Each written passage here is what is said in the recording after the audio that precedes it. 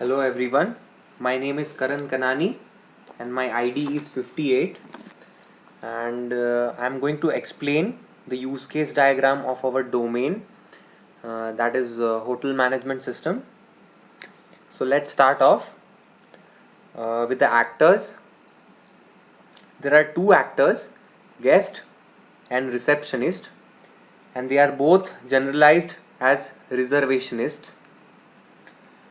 There are two ways in which a guest can make a room reservation in the hotel. First is an online reservation, and second is the walk-in to the reception counter. So basically, a guest comes to the hotel without making an online reservation, and he asks the receptionist for a room. Now, receptionist who is sitting at the reception counter can check in the guest. Here, the extended use case is identify reservation, as it's also possible that the user may have made an online reservation first and then checks in instead of directly walking into the hotel without making an online reservation. There is one more extended use case, check room availability. Here, if the guest has already booked the room online, then there is no need to check the room availability. Else, if it's a walk-in reservation, then the room availability has to be checked. Now, the reservationist can make a reservation which refers to a guest making an online reservation or a receptionist making a reservation on the behalf of the guest. In both the cases, room availability has to be checked, so we have put includes here. Now the receptionist can check out the guest. The included use case here is the manage payment, which further includes generate bill use case. Here there is also possibility that the guest has a valid voucher received as a part of some promotional offer or a festive offer from the hotel. So manage payment has an extended use case called add voucher. So the receptionist adds the voucher details, reading from that voucher which is presented to the receptionist by the guest, and enters the detail into the system so that the required amount or the promotional amount mentioned in the voucher can be deducted from the bill. The guest can call the receptionist for a room service like housekeeping or a food service. So the receptionist can add or delete room service from the customer account or the guest account. So there is a dedicated use case for this purpose, manage room service. The room service charges are automatically considered when the final bill is generated for the guest during the guest checkout. So these are the basic functionalities that we have considered as a part of our hotel management system.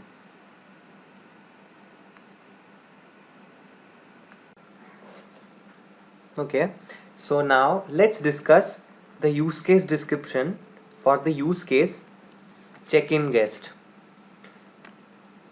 So as you can see here, there's this brief description. Guest arrives at the hotel reception counter and requests for check-in. The receptionist records the guest information, that is the registration information and the check-in information, provided the room is available. The primary actor here, receptionist, there is no secondary actor. Now there are two dependencies or extended use cases. One is the check room availability, as we can see here, and the other one is identify reservation. There is no generalization used here. So let's start with the basic flow of events for the use case.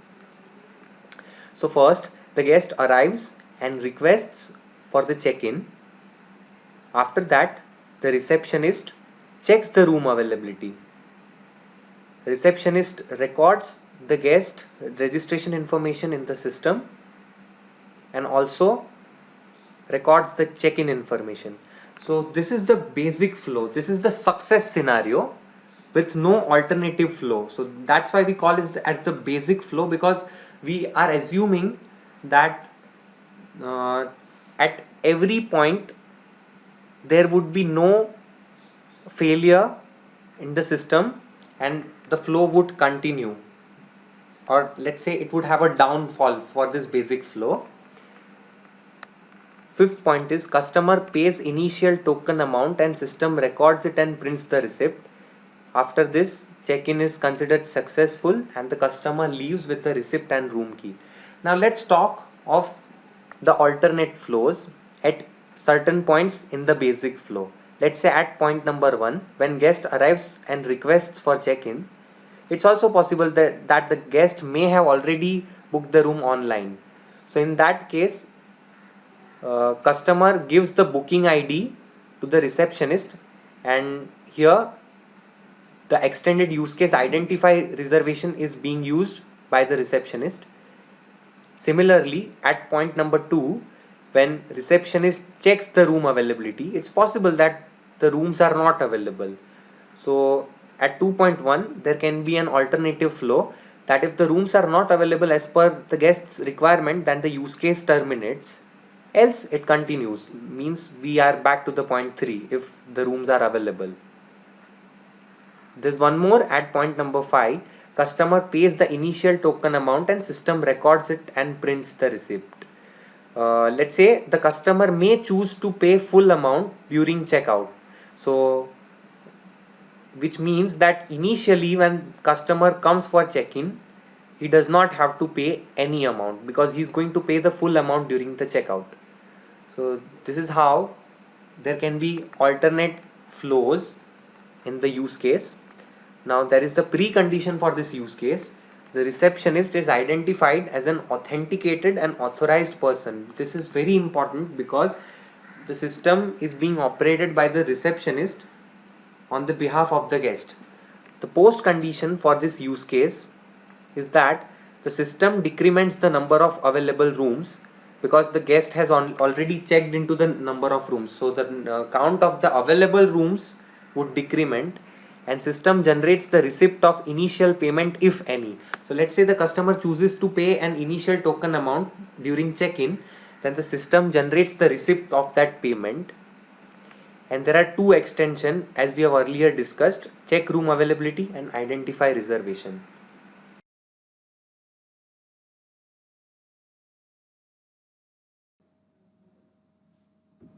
Hello everyone, I am Hemang Mehta and my student ID is 2015120881.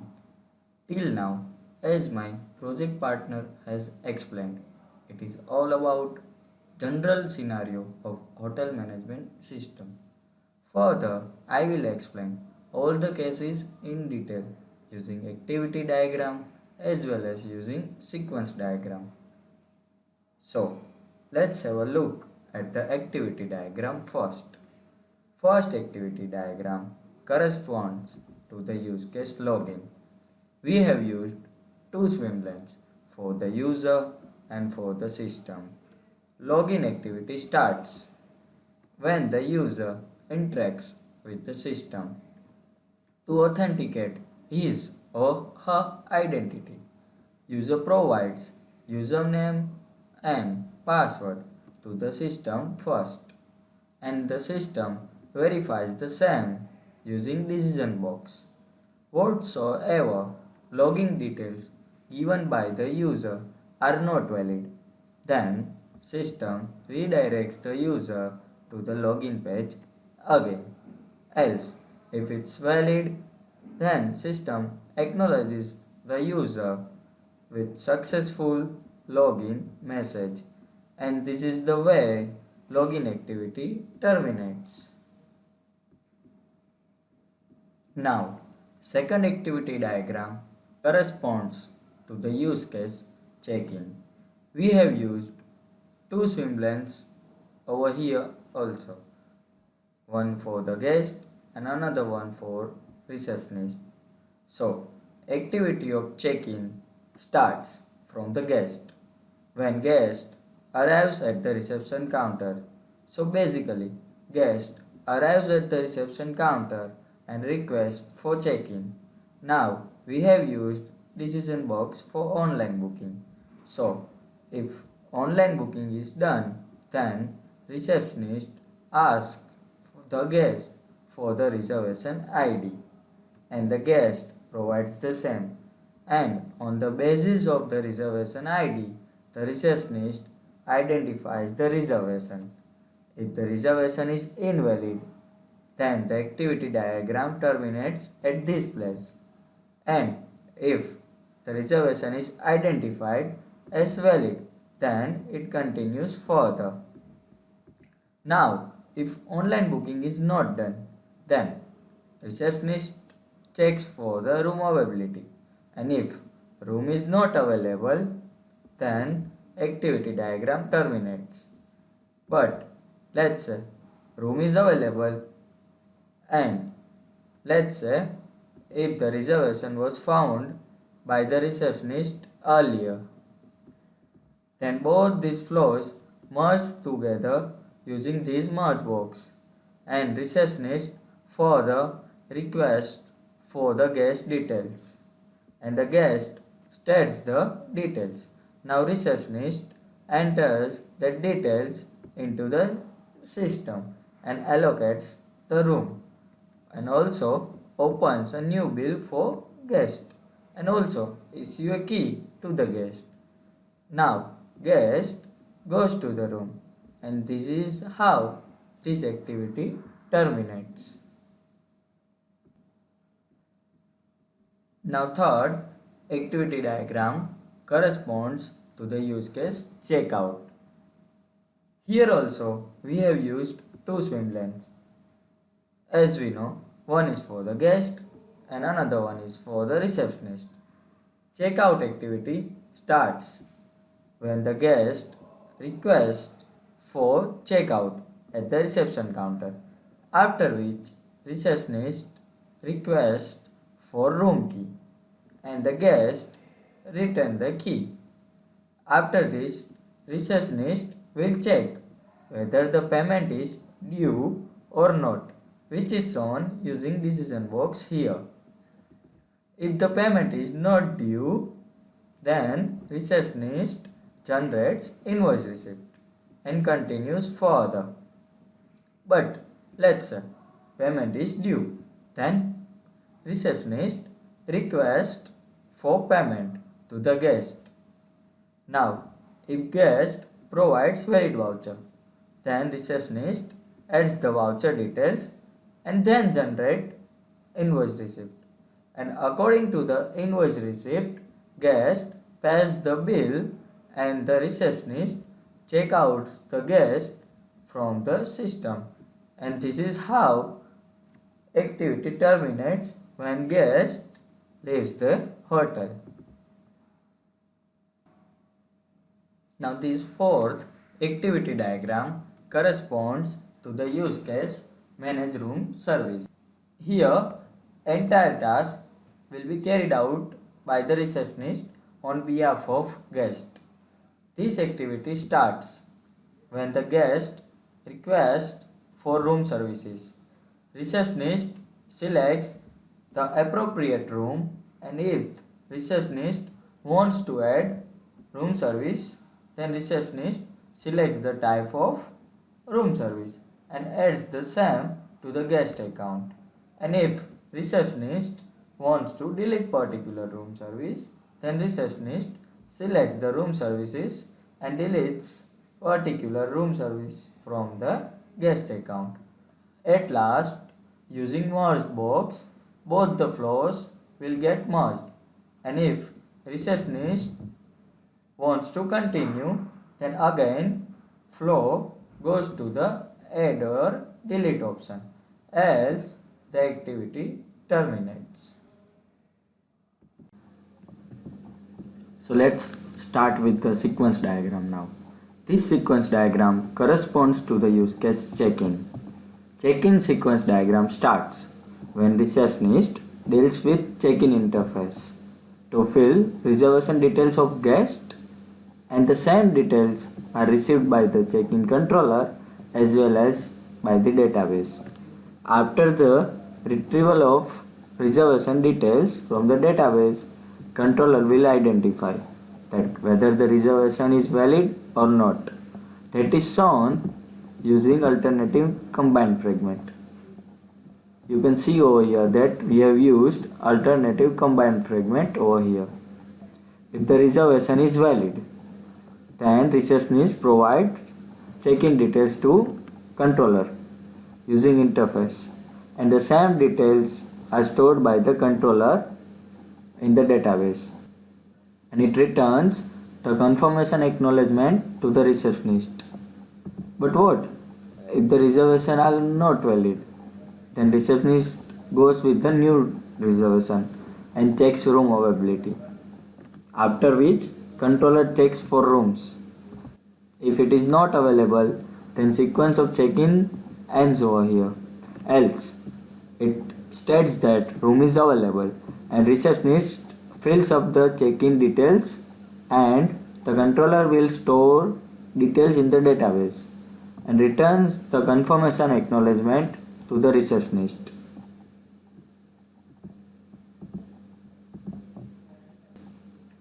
Now, this sequence diagram corresponds to the use case checkout. Checkout sequence starts when receptionist checks out the guest from the system, and for it, checkout interface asks for payment details of guest, and that will be provided by the controller by fetching it from the database. Meanwhile, receptionist fills up valid voucher details, which is optional, obviously, and that's why we have used optional over here, and that is shown using that optional fragment. Now, controller will check whether the payment is due or not, and you can see over here controller is checking that whether the payment is due or not. If the payment is due, then receptionist provides payment details to the controller, and that controller saves to the database. At last, invoice or receipt details will be provided to the receptionist from controller, and then the sequence ends. The state diagram for the check-in controller has been made from the sequence diagram of check-in use case. Initially, the state of check-in controller is idle.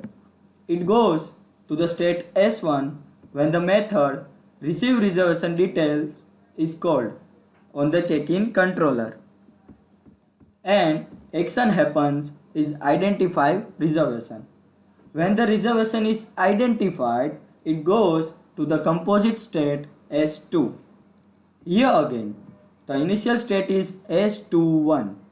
If the reservation is valid, then it goes to the composite state S22.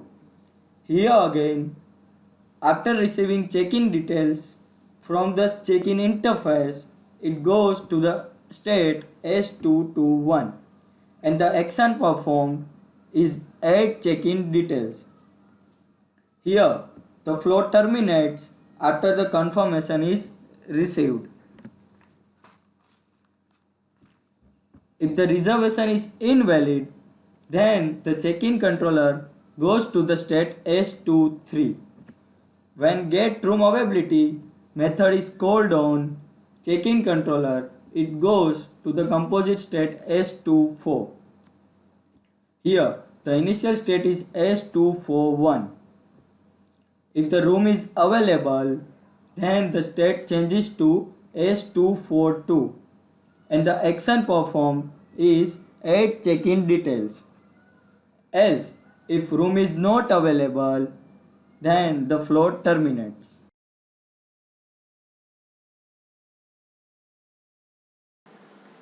So let's continue with the class diagram for the hotel management system. So we have a class called as receptionist. The receptionist interacts with the room display terminal for performing the various operations.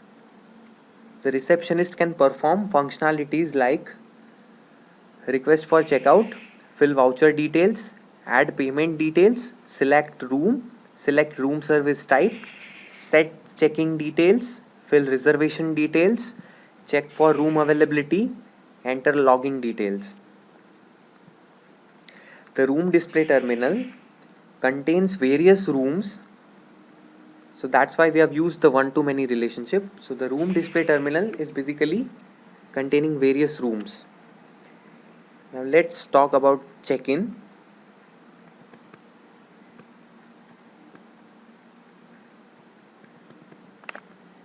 The receptionist uses the check-in form, which has a corresponding check-in provider which acts as a controller. Now the check-in form has guest check-in and personal details which come from the receptionist. So the receptionist basically fills the check-in form, and it encapsulates these details as an object of guest and sends it to the check-in provider. Now the check-in provider, along with saving this guest object received from the check-in form, also saves or adds the object of the guest to this reserved guest data, which maintains a list of guests. Now here comes the singleton pattern into the picture. This reserved guest data object holds a list of guests, so there can only be one object of this reserved guest data. It's basically acting as a collection which holds various guest objects. So there can just be one reserved guest data object in the system. Now let's talk about the checkout. The receptionist uses a checkout interface to check out the guest from the room. The underlying controller to the checkout interface is the checkout provider. The checkout provider picks the guest object from this reserved guest data and updates the guest account, and also retrieves the payment details of the guest from that guest object for a particular stay in the hotel. Let's talk about the room service. Now there is a class called as room service. The guest opts for a room service through the receptionist. The receptionist interacts with the room display terminal, which contains many rooms. The receptionist selects the appropriate room. The room service provider gets that room object from the reserved room data. Again, here the singleton pattern is applied because the reserved room data object contains the list of rooms. From this room object, the room service provider comes to know about the guest who is staying in that room currently. So now this room service provider interacts with the reserved guest data and picks up the object of the guest who is staying in that room currently and updates the guest account and puts back the object into the list again, so that later on when he is billed during his checkout, the room service charges are considered in his bill. Now the guest can also make an online reservation interacting with the reservation interface, which has an underlying reservation provider. This reservation provider in turn interacts with the reserved room data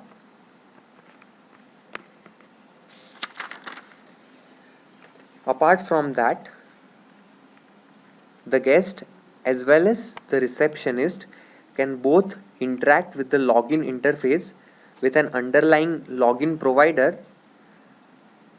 to log into the system. So these are the classes, and our class design built as per the MVC architecture, and we have used the singleton pattern here.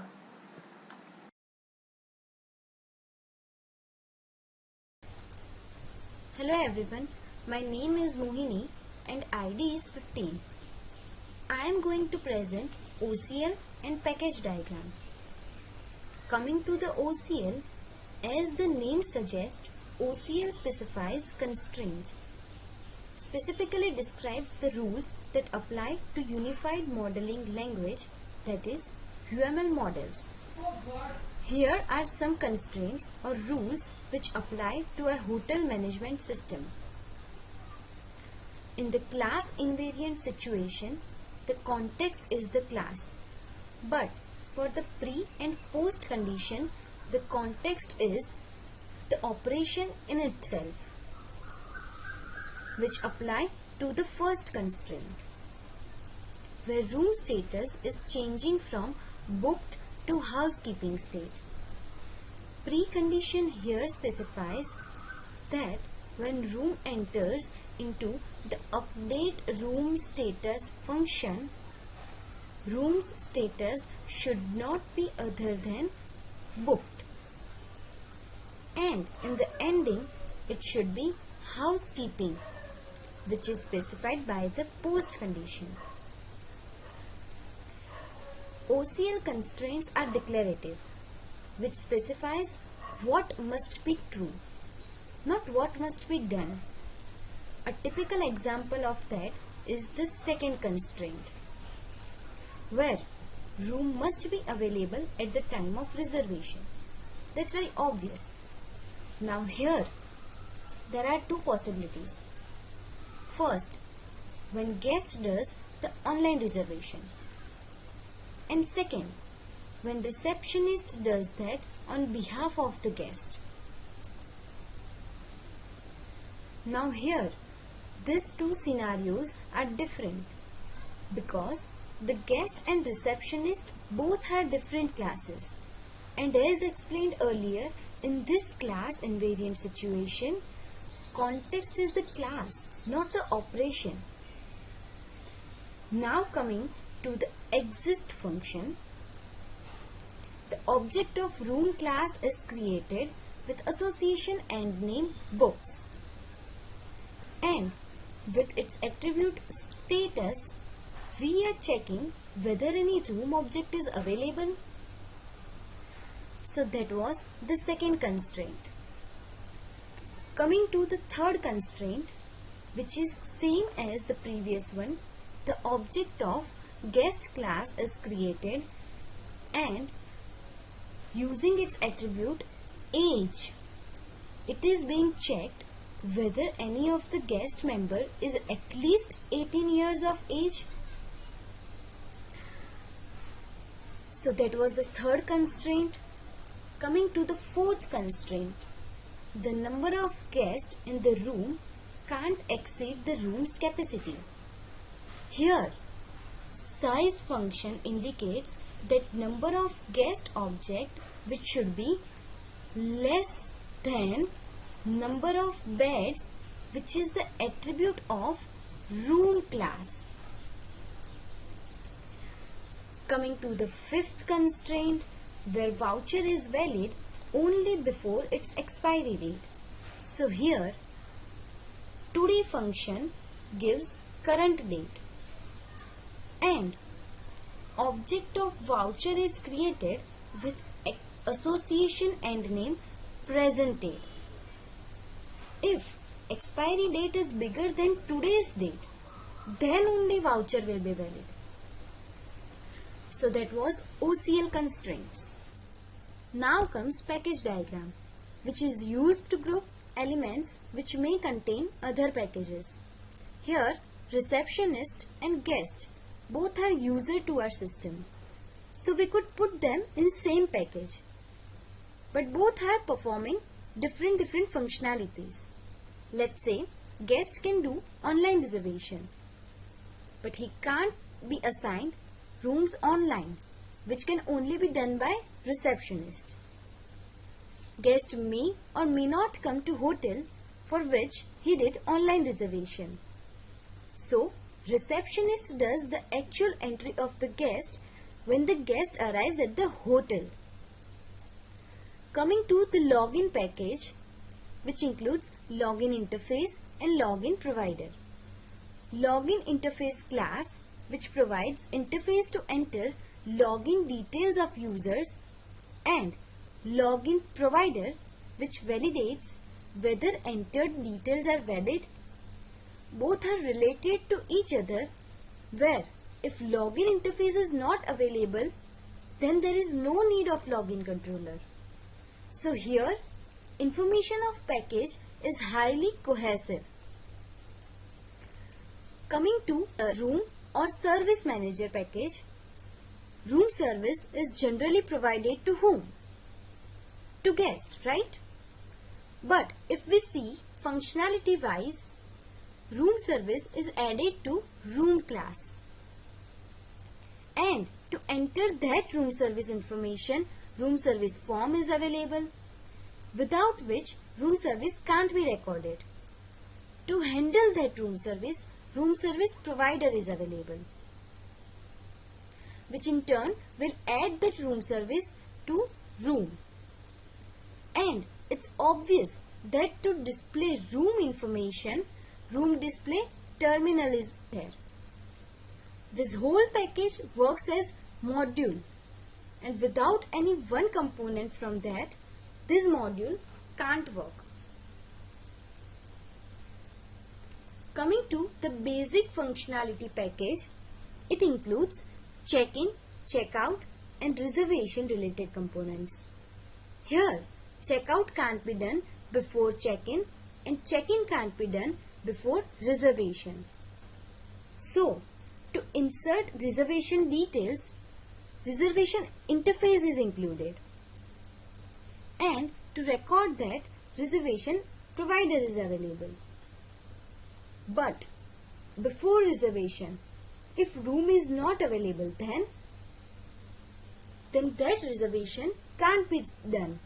So, to check that reserved room data is available, same for check-in and check-out.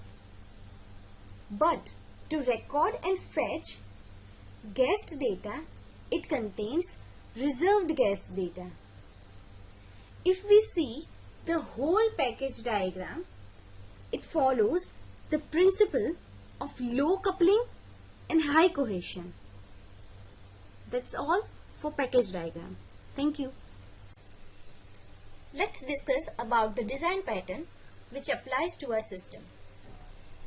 Starting from the meaning of singleton pattern, singleton is a class which only allows a single instance of itself to be created. So after getting this idea, we are able to determine that only one object of this both class will be created. But question here arises, why? Why should we make only one object of these both classes? Okay, let's take one small situation of our system which explains this better. Let's say if guest wants room service. So if we think functionality wise, then that room service should be added to particular room in which that guest stays. So to fetch that room, controller will check that in the object of reserved room data class, which contains what? List of room classes object. Here, if we see, we are creating multiple objects of room class and putting them in one holder class named reserved room data. So it clearly seems that there is no need of creating more than one object of reserved room data class. Same with reserved guest data class, which holds list of guest classes object. If we see code here, only one object of reserved guest data class is created. Here, list of guest class objects are created and in constructor we are assigning that list. Coming to the get instance method, single object of reserved guest data which we created earlier is assigned that list of guest objects and is returned. So that was about the pattern.